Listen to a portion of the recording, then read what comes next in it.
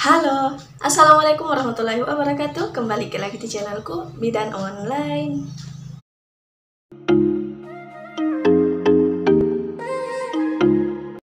Di video kali ini kita akan membahas tentang mitos setelah keguguran. Tapi sebelum itu, untuk moms yang baru datang di channel ini, jangan lupa untuk klik tombol like, klik juga tombol subscribe, dan jangan juga lupa untuk aktifkan ikon notifikasi atau gambar lonceng, karena masih ada banyak hal yang akan saya bahas di video selanjutnya. Jadi jangan sampai ketinggalan moms. Terima kasih. Hai moms. Nah, mungkin dan pasti semua moms ini tidak asing lagi dengan kata keguguran. Tapi pasti juga banyak yang pernah dengar mitos-mitos setelah orang mengalami keguguran. Misalnya saja ada anggota keluarga atau teman yang pernah mengalami keguguran, dan orang itu beranggapan bahwa setelah keguguran itu orang akan sulit untuk hamil kembali. Dan kalaupun hamil kembali itu bisa saja kandungannya akan lemah seperti itu. Nah, apakah itu memang mitos atau fakta? Yuk kita bahas. Jadi, memang setelah mengalami keguguran, maka resiko untuk keguguran di kehamilan selanjutnya itu akan meningkat sebanyak 20%.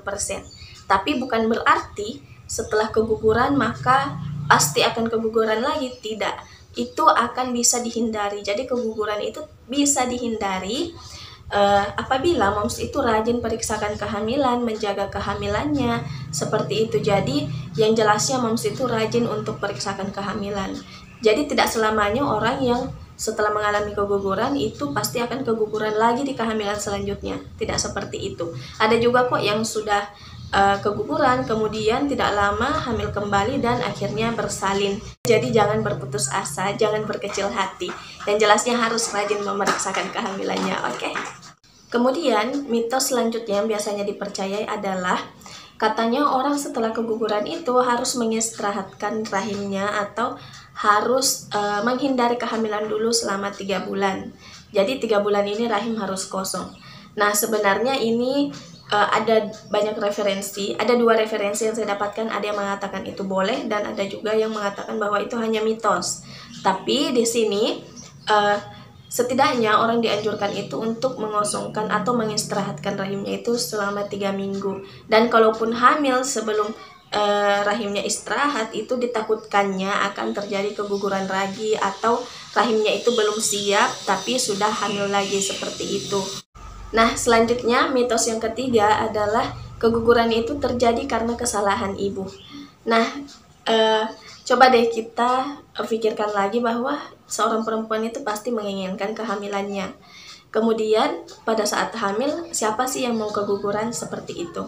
Jadi kalau misalnya keguguran itu disalahkan sepenuhnya oleh ibunya, nah pasti itu akan menambah lagi rasa bersalah seorang ibu. Karena 60% penyebab dari keguguran itu adalah kelainan kromosom. Jadi tidak sepenuhnya salah ibu. Dan banyak yang menyalahkan bahwa keguguran itu terjadi misalnya karena ibunya banyak jalan atau karena ibunya banyak aktivitas, banyak bergerak. Nah, padahal kan pada saat hamil itu beraktivitas itu lebih baik, kemudian jalan itu lebih baik, tapi dalam porsi yang normal. Tapi tidak juga bahwa itu harus disalahkan itu adalah ibunya, seperti itu. Jadi jangan menyalahkan sebelum kita tahu apa penyebab pastinya terjadinya keguguran itu.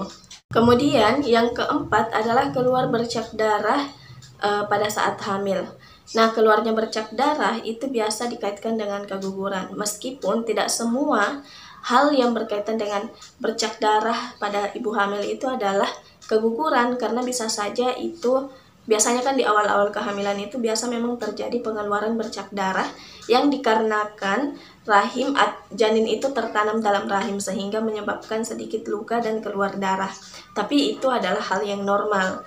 Dan kalaupun ibu hamil itu mengalami pengeluaran darah, sebaiknya istirahat atau langsung konsultasikan ke bidan. Jangan berpikir bahwa oh hanya bercak darah jadi tidak masalah, darahnya juga sedikit kok. Nah, sebaiknya diperiksakan ke bidan dulu. Kalau bidannya bilang itu aman, itu berarti tidak masalah dan moms bisa melanjutkan aktivitas. Tapi pastinya bidan akan menganjurkan dulu untuk istirahat lebih banyak atau kurangi aktivitasnya, seperti itu.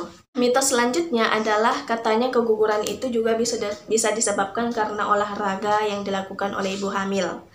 Nah, Sebenarnya olahraga itu dianjurkan oleh ibu hamil. Bahkan olahraga itu bisa menurunkan resiko keguguran. Tapi olahraganya pastinya olahraga khusus ibu hamil. Misalnya ibu hamil di trimester 1 kehamilannya sebaiknya melakukan gerakan-gerakan olahraga khusus untuk ibu hamil trimester 1. Begitu juga dengan ibu hamil trimester 2, trimester 3. Jadi olahraganya adalah olahraga untuk ibu hamil. Jangan melakukan olahraga yang ekstrim.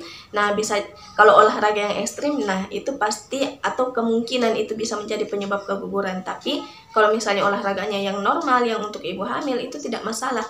Bahkan itu bisa menurunkan risiko terjadinya keguguran. Oke moms, mungkin itu saja dulu yang bisa saya sampaikan di video kali ini. Semoga bermanfaat. Kalau misalnya moms merasa bahwa video ini bermanfaat, jangan lupa untuk klik tombol like dan share agar banyak orang yang mendapatkan manfaat dari video ini. Terima kasih.